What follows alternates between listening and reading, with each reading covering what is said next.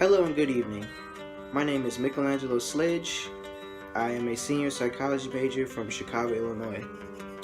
And my hypothesis is on listening. Does listening to hip hop music rather than classical music more efficiently enhances cognitive processing and function in infants and toddlers? Uh, this topic mainly focuses on music cognition.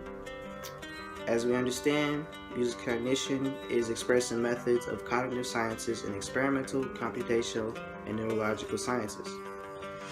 The brain associates these various complex sounds into a neurological impact. When we're first born as children, we have a distinct set of white matter. Music affects this white matter through the thalamus, basal ganglia, and the cerebral cortex when it's exposed, of course. As we go further into understanding the study, in terms of my proposal, I plan to go about this by having 120 infants and toddlers. This will be done in the state of New York, and the reason why New York has a bunch of conservatories for classical music as well as the many artists who are from the state of New York.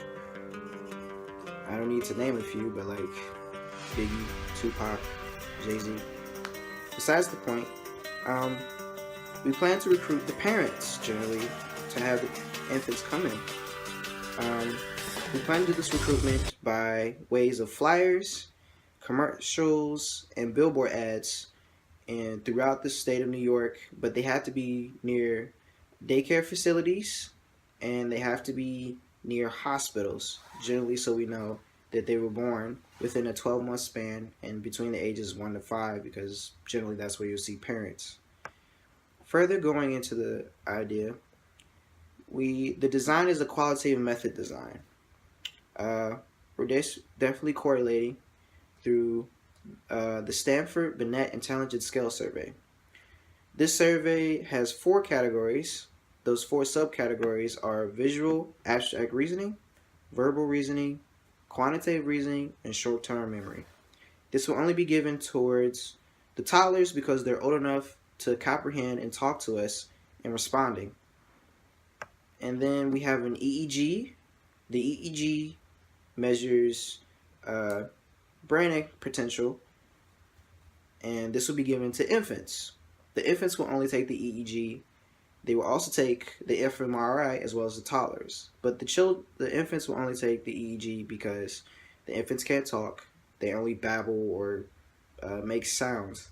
So the best way to measure their brain activity is while they're asleep, play the music, and then on the frontal lobe of their brain, we have this EEG. Further going, how we plan to do this is we plan to issue the parents a waiver for the beginning process. Once we have fulfilled all 120, the parents will fill this out, and the children will undergo a distinct background, making sure they have no neurological issues or abnormalities like Down syndrome. And then after the fact, we issue another waiver to the parents saying, yes, you understand that this child will be undergoing a study. Well, this will be done for the recruitment at least 6 to 8 months. At the recruitment process, we do this in a span of 12 months.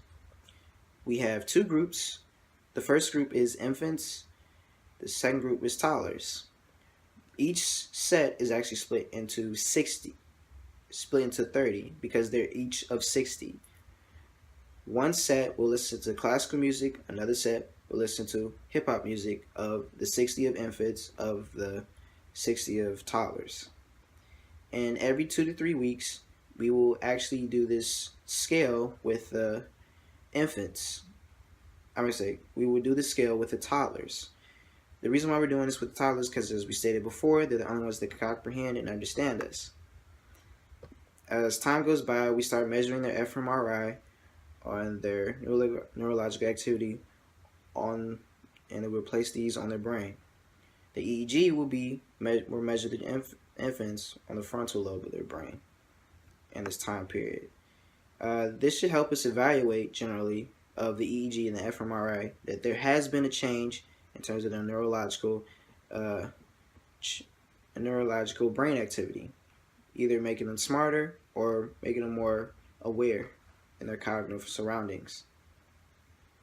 As we understand, this was an independent t-test, and we had group 1, which was the 2 different types of music, and group 2, which was the children and their cognitive functioning. Generally, the implications for this was for the scientific community to understand child intelligence as a biomedical model. This is more to understand in terms of music therapy as presented by other in past research that this could have been a better study in terms of neurorehabilitation and generally changing the idea of how to go about neurodisability. Thank you and have a nice evening.